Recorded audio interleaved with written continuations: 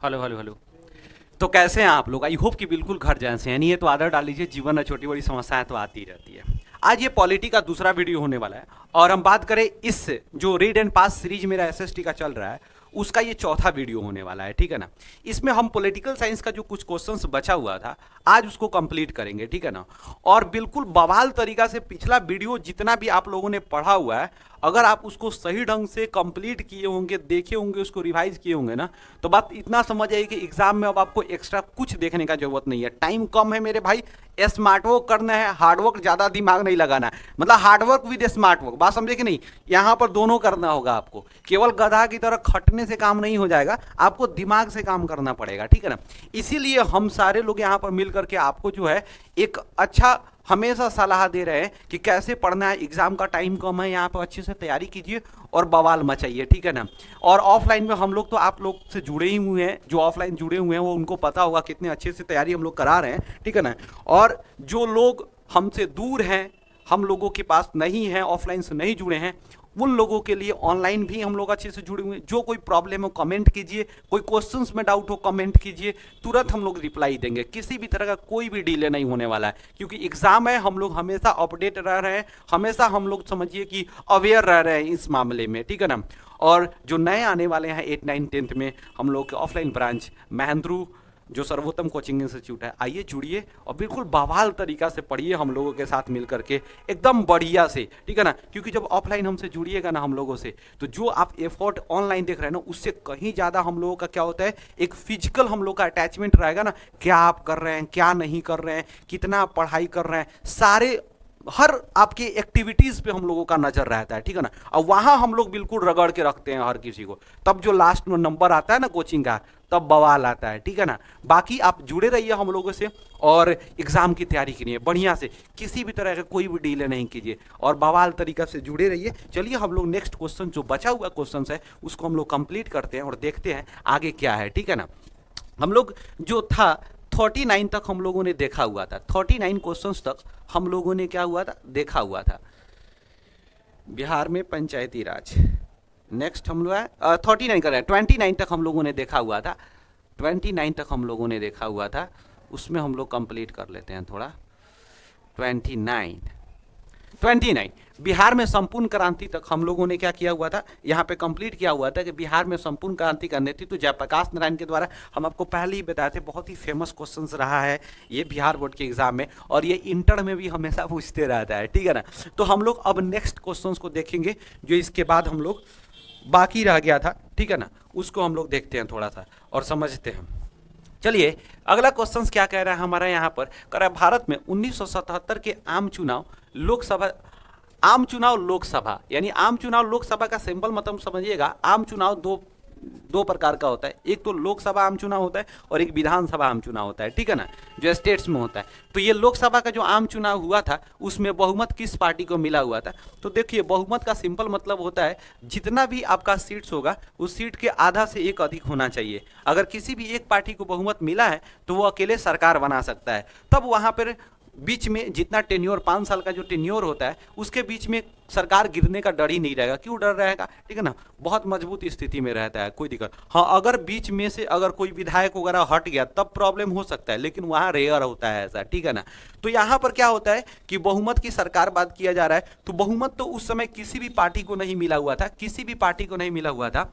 लेकिन सरकार की बात किया जाए तो जनता पार्टी की सरकार बनी हुई थी। ये लोग आपस में मिल करके कोलेशन गवर्नमेंट बनाए हुए थे, ये लोग आपस में मिल करके कोलेशन, यानी वहां पर अगर बात करें तो गठबंधन की सरकार बनाए हुए थे, ठीक है ना। और उसी समय भारत में पहली बार गैर कांग्रेसी प्रधानमंत्री बने थे, ठीक है ना, मोरारजी देसाई। दिमाग में रखिएगा, भारत का पहला गैर कांग्रेसी प्रधानमंत्री मोरारजी देसाई 1977 ईस्वी में बने हुए थे, इंदिरा गांधी को हटा करके।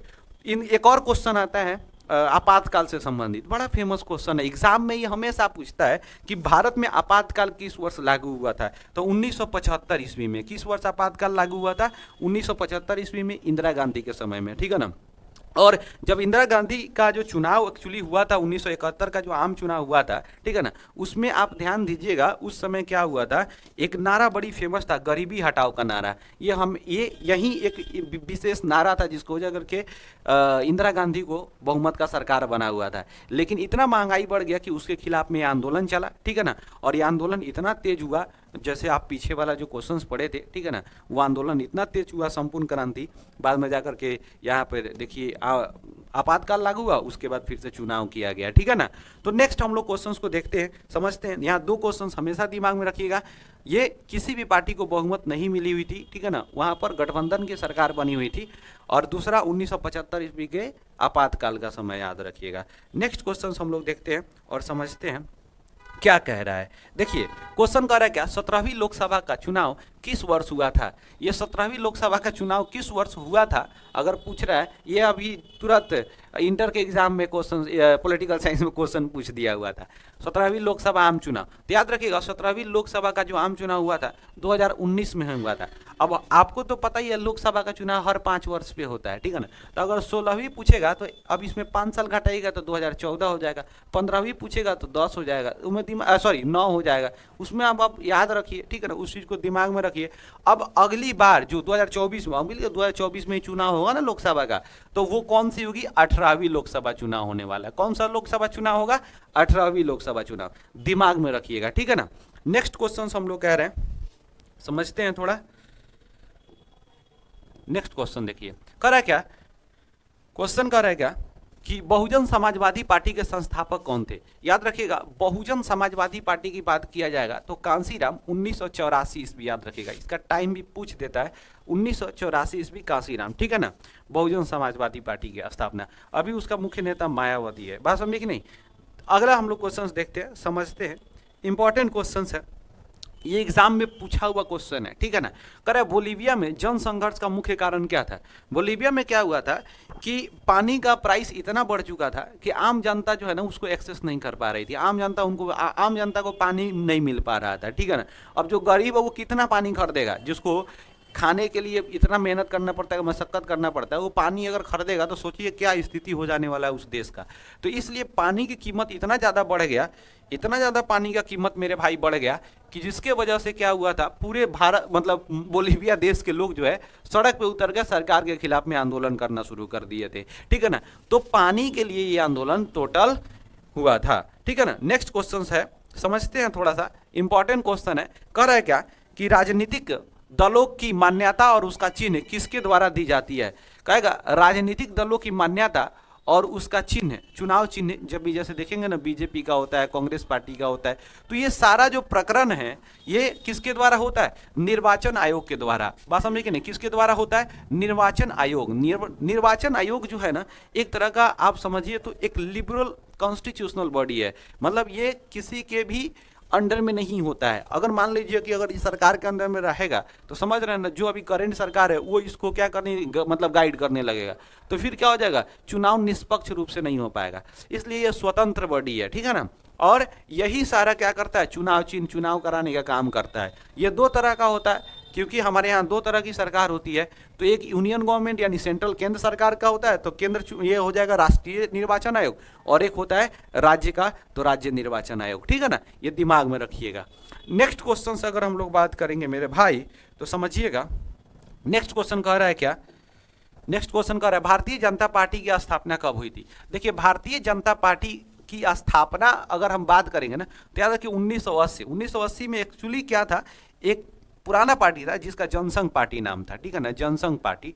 इसी पार्टी को क्या किया गया, रीनेम करके क्या बनाया गया था, जनता पार्टी बनाया गया था। बात समझे कि नहीं, दिमाग में रखिएगा 1980 ईस्वी में। ये कांड कब हुआ था, 1980 ईस्वी में, जनसंघ पार्टी। ये इंटर में भी पूछ चुका है, बिहार बोर्ड में भी पूछ चुका है, ठीक है ना, इसलिए दिमाग रखिएगा। अगर पार्टी की बात किया जाए तो 4 पार्टी का नाम हमेशा याद रखिएगा। पहला तो कांग्रेस पार्टी का 1885 ईस्वी में याद रखिएगा। दूसरा अगर कहेगा जनता पार्टी बीजेपी का स्थापना तो 1980 में।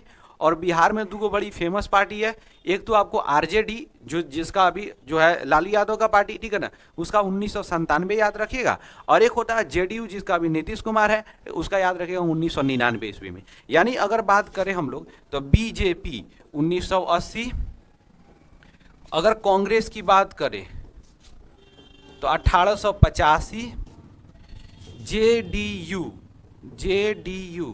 1999 और आरजेडी ये 1997।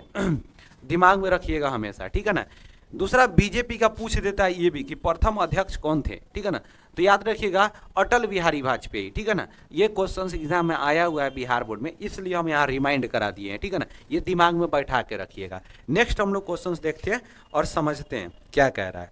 नेक्स्ट क्वेश्चन देखिए, नेक्स्ट क्वेश्चन कह रहा है क्या,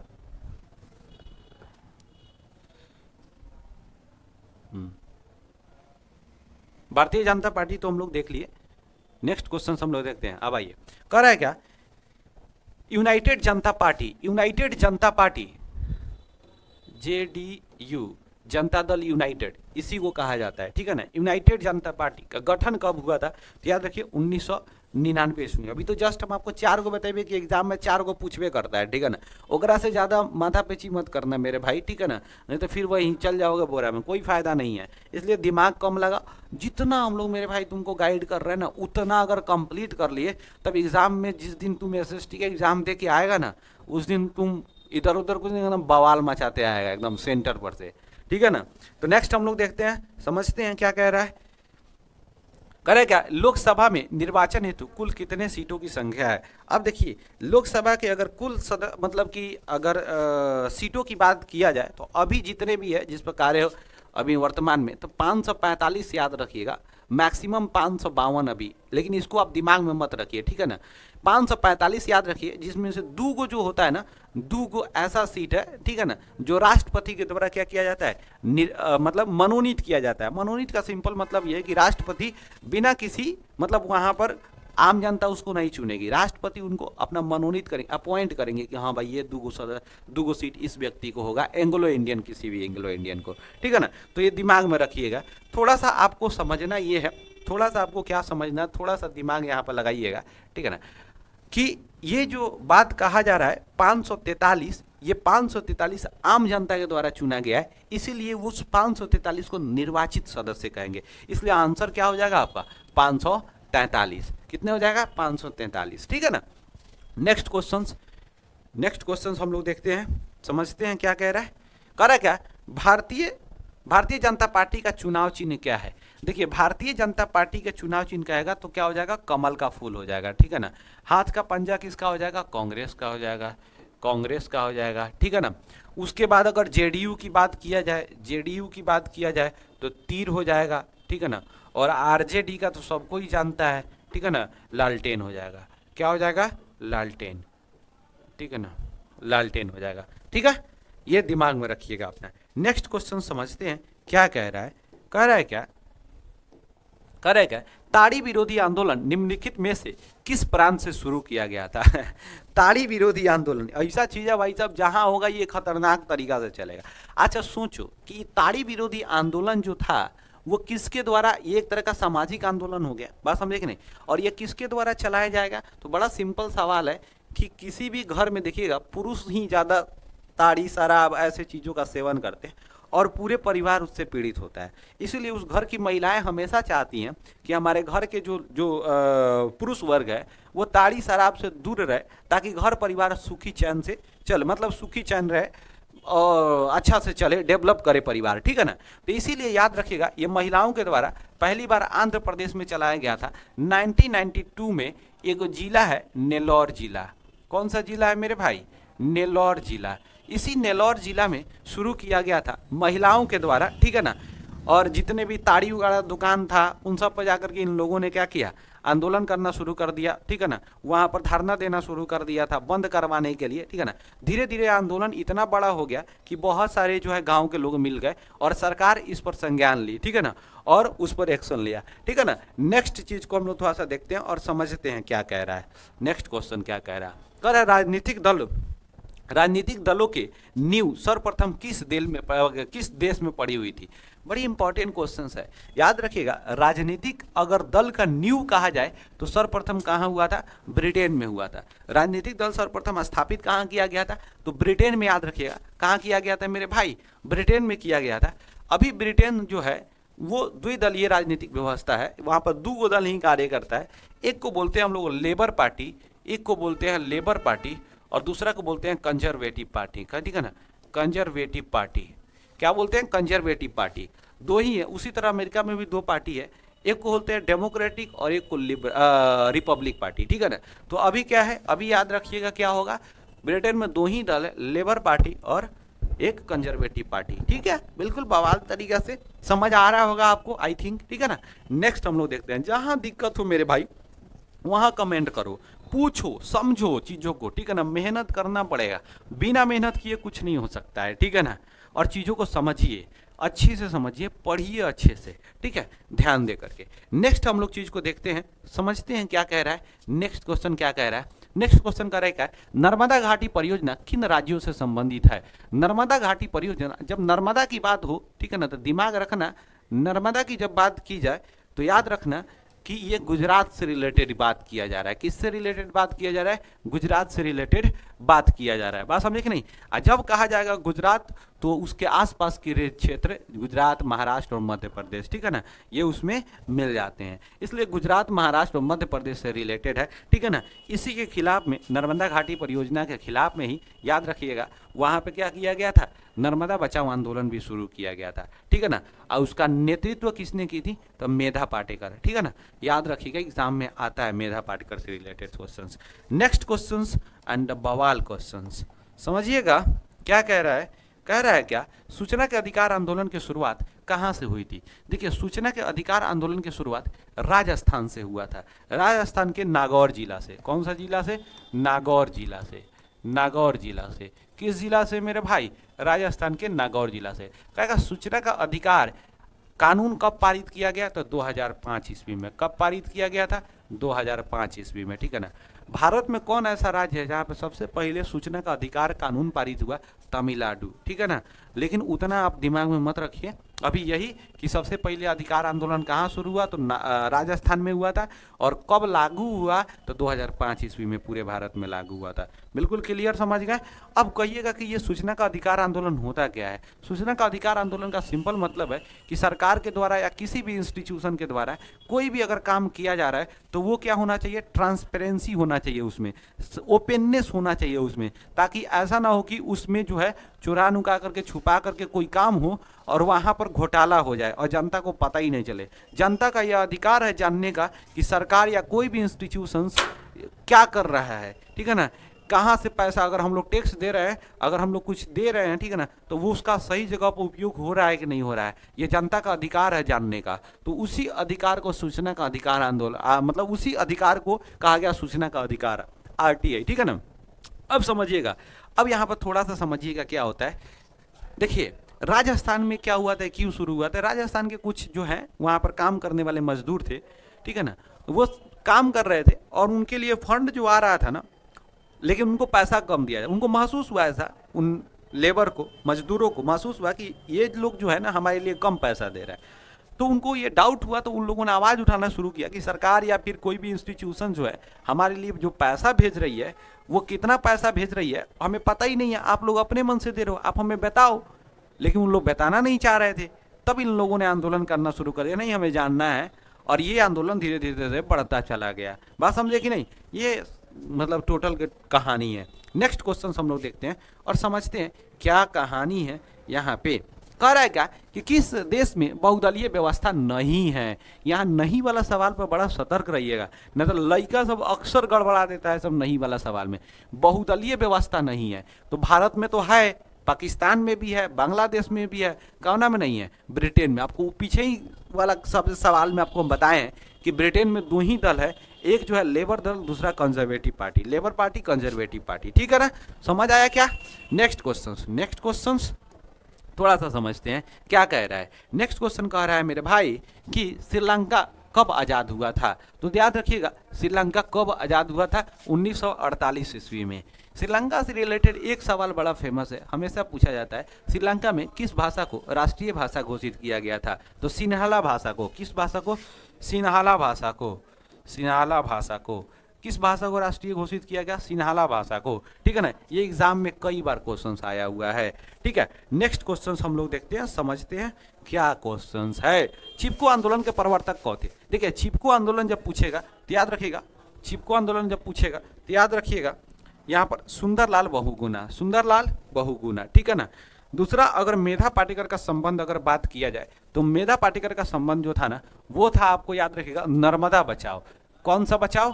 नर्मदा बचाओ आंदोलन, बचाओ आंदोलन, आंदोलन, नर्मदा बचाओ आंदोलन। अगर कहेगा विनोबा भावे, विनोबा भावे का संबंध किससे है? इसके लिए भी एक बार एग्जाम में पूछा था, इंटर के भी एग्जाम में पूछा हुआ है ये क्वेश्चन, ठीक है ना। विनोबा भावे का संबंध तो भूदान आंदोलन, कौन सा आंदोलन? भूदान आंदोलन, भूदान आंदोलन, ठीक है ना। ये दिमाग में बैठा के रखिएगा, ये क्वेश्चंस आया हुआ है कई बार, ठीक है ना। तो कहेगा क्या दूसरा कि चिपको आंदोलन का संबंध जो था किससे था? तो पेड़ बचाने से। बात समझे कि नहीं? लोग जो है पेड़ बचाने के लिए आंदोलन शुरू किए हुए थे, इसका भी एक कहानी है, ठीक है ना। क्या था ये आंदोलन?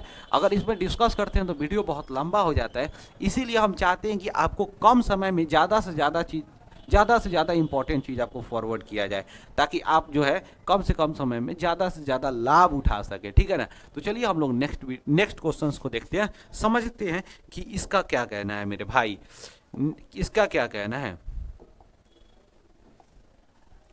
कल चलिए कह रहा है क्या, क्वेश्चन कह रहा है क्या कि सरकार का कौन सा प्रकार सबसे अच्छा माना जाता है, यानी किस तरह का सरकार जो है सबसे अच्छा सरकार माना जाता है। तो याद रखिएगा लोकतांत्रिक सरकार सबसे अच्छा माना जाता है, सबसे ज़्यादा लोगों के द्वारा पसंद किया जाने वाला, दुनिया में सबसे ज़्यादा देश में लोकतांत्रिक सरकार ही कार्य करती है। बात समझे कि नहीं? क्योंकि यहाँ पर जनता के पास क्या होती है? सारा का सारा अधिकार होती है, पावर होती है, इसलिए जनता इस शासन को ज़्यादा पसंद करती है। नेक्स्ट क्वेश्चन कह रहा है क्या? नेक्स्ट क्वेश्चन कह रहा है मेरे भाई कि किसने कहा था लोकतंत्र जनता का, जनता के द्वारा जनता के लिए शासन है। याद रखिएगा ये जो है बहुत इंपॉर्टेंट कोटेशन है, सबसे आदर्श परिभाषा माना जाता है लोकतंत्र का, ठीक है ना। अब्राहम लिंकन जो अमेरिका के 16वें राष्ट्रपति थे, ठीक है ना, 1661 से लेकर के 65 तक ये राष्ट्रपति थे, इन्होंने ही जो है लोकतंत्र का जो है परिभाषा दिया हुआ था। बड़ी फेमस क्वेश्चन है, एग्जाम में बहुत बार आया हुआ है, ठीक है ना। तो इसलिए दिमाग में बैठा करके रखना। नेक्स्ट क्वेश्चन क्या कह रहा है? नेक्स्ट क्वेश्चन कह रहा है क्या? नेक्स्ट क्वेश्चन कह रहा है क्या? नेक्स्ट क्वेश्चन क्या कह रहा है कि लोकतंत्र की उपलब्धि में सबसे अधिक सहायक क्या है? जब हम कहेंगे उपलब्धि तो इसकी अच्छाई देखेंगे, तो अच्छाई क्या हो सकती है? इसमें लोकतंत्र में विकास अच्छा होता है, ठीक है ना, ज़्यादा से ज़्यादा लोग इसको पसंद करते हैं, ठीक है ना। निर्धनता, अशिक्षा, विषमता ये सब नहीं देखना, यहाँ पर अच्छाई देखेंगे तो विकास, ठीक है ना, डेवलपमेंट, ठीक है। ये दिमाग में बैठा के रखिएगा। नेक्स्ट क्वेश्चन देखते हैं, समझते हैं। अगला क्वेश्चन क्या कह रहा है? अगला क्वेश्चन मेरे भाई ये कह रहा है कि अगला क्वेश्चन ये कह रहा है कि भारत में किस तरह के लोकतंत्र की व्यवस्था है। देखिए लोकतंत्र दो तरह का होता है। लोकतंत्र कितने तरह का होता है? लोकतंत्र दो तरह का होता है। एक होता है प्रत्यक्ष लोकतंत्र, प्रत्यक्ष लोकतंत्र, और एक होता है अप्रत्यक्ष लोकतंत्र, अप्रत्यक्ष लोकतंत्र। क्या होता है मेरे भाई? एक प्रत्यक्ष लोकतंत्र होता है, एक अप्रत्यक्ष लोकतंत्र होता है, ठीक है ना। प्रत्यक्ष का सिंपल मतलब होता है, यही समझिए कि जनता हर डिसीजन, सरकार के मेजर डिसीजन में जो होता है, कानून बनाना हो, डिसीजन लेना हो, पॉलिसी फॉर्म करना हो, उसमें जनता जो होती है ना, वो जनता क्या होती है? डायरेक्ट पार्टिसिपेट करती है, ठीक है ना। हालांकि इसका कंसेप्ट बहुत बड़ा है, बस मेजर समझिए यही बात। अप्रत्यक्ष का सिंपल मतलब होता है, अप्रत्यक्ष का सिंपल मतलब ये होता है कि जनता डायरेक्ट भाग नहीं लेकर के जनता के द्वारा चुने गए प्रतिनिधि भाग लेते हैं।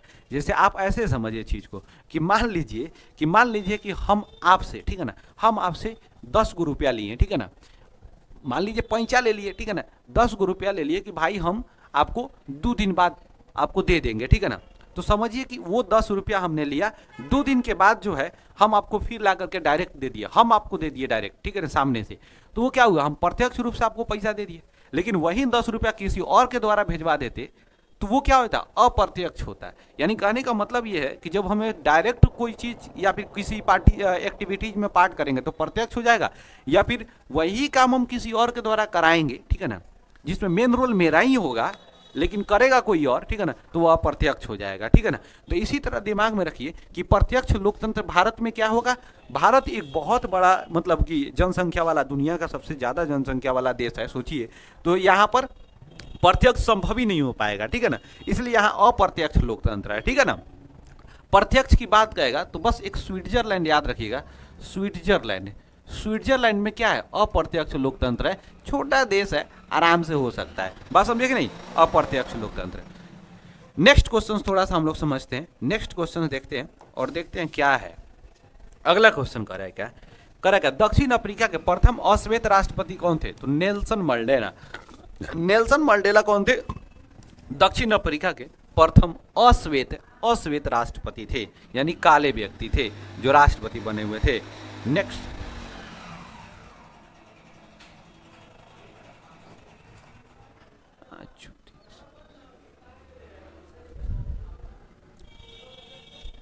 ठीक है, अब हम क्या करते हैं,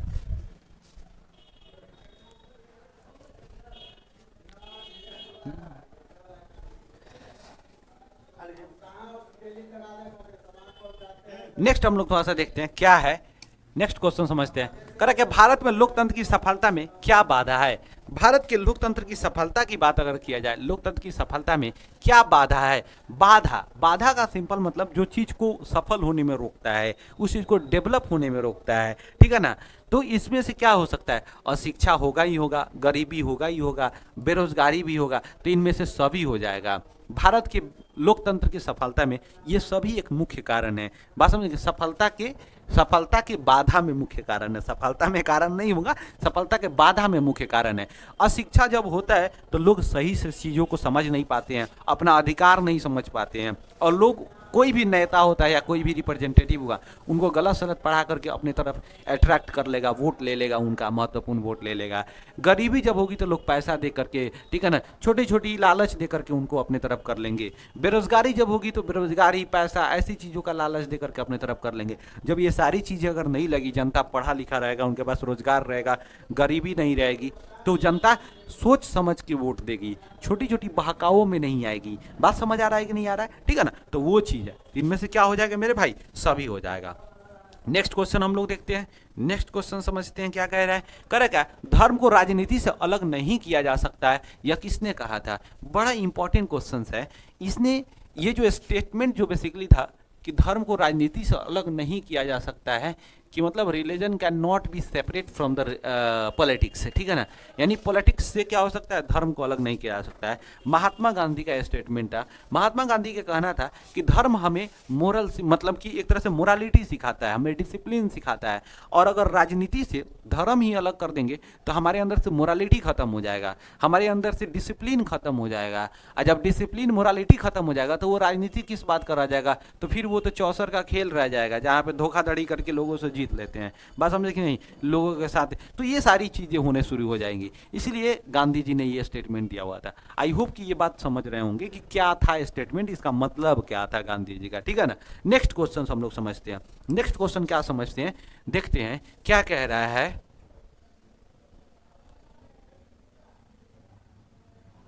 नेक्स्ट क्वेश्चन देखते हैं क्या कह रहा है।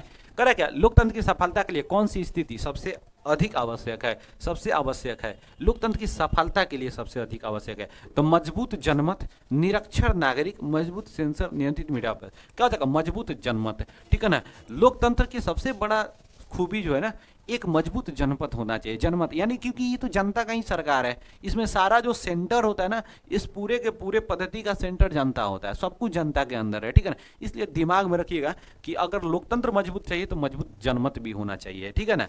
नेक्स्ट क्वेश्चन, नेक्स्ट चीज को समझते हैं, थोड़ा सा देखते हैं क्या कह रहा है। कह रहा है क्या कि 15वीं लोकसभा चुनाव से पूर्व लोकसभा में महिलाओं की भागीदारी थी, 15वीं लोकसभा चुनाव से पूर्व लोकसभा में महिलाओं की भागीदारी थी, यानी 15वीं लोकसभा की बात किया जाए तो 10%, याद रखिएगा कितना प्रतिशत, 10%, ठीक है ना। ये हमेशा एग्जाम में लगभग 3-4 बार क्वेश्चन आ चुका है। नेक्स्ट क्वेश्चन समझिएगा क्या कह रहा है, नेक्स्ट क्वेश्चन क्या कह रहा है। देखिए अब जो है यहाँ पे पॉलिटिकल साइंस खत्म हो गया, टोटल 54 क्वेश्चंस रहा है। अब नेक्स्ट जो होगा हम लोग का पार्ट वो इकोनॉमिक्स होगा, ठीक है ना। और इसमें हम पॉलिटिकल साइंस को खत्म किए, नेक्स्ट वीडियो में इकोनॉमिक्स को देखेंगे बिल्कुल बवाल तरीका से, क्योंकि लंबा वीडियो हम लोगों को नहीं करना है, ठीक है ना। जहाँ जितना हम लोगों से हो रहा है उतना करेंगे, रिलैक्स होकर के, ज़्यादा प्रेशर में भी नहीं आना है। पता चलेगा पढ़ाई होते रह गया, ठीक है ना। रिलैक्स मूड एकदम चिल माइंड में बात समझे कि नहीं, सब कुछ होते रहे, साथ में पढ़ाई होता रहे, ठीक है ना, बवाल तरीका से। तो सबसे पहली बात ये है कि अगर आप लोगों को सारी चीज़ें अच्छी लग रही है, वीडियो अच्छी लग रही है, कंटेंट अच्छा लग रहा है, सब कुछ अच्छा लग रहा है यार, तो शेयर ओवर क्यों नहीं कर रहे हो तुम लोग? इसमें भी कुछ पैसा लगता है क्या? या शेयर कर दोगे तो कुछ ज़्यादा हम लोगों के साथ भलाई कर दोगे? भाई देखो, अगर जो चीज़ें अच्छी है उसे अप्रिसिएट करो, उसे आगे बढ़ाओ, इससे तुम्हारे अंदर भी मोटिवेशन आएगा, ठीक है ना। तुम्हारे अंदर भी अच्छा करने का कुछ जुनून आएगा। जब तुम अच्छा में पार्टिसिपेट करते हो ना, तुम्हारे साथ भी अच्छा ही होता है, ठीक है। सबसे बड़ी चीज़ ये है कि हम लोग यहाँ तक देखें। अब यहाँ से बचा हमारे पास ज्योग्राफी और इकोनॉमी, उसको भी तुरंत कंप्लीट करेंगे, ठीक है ना।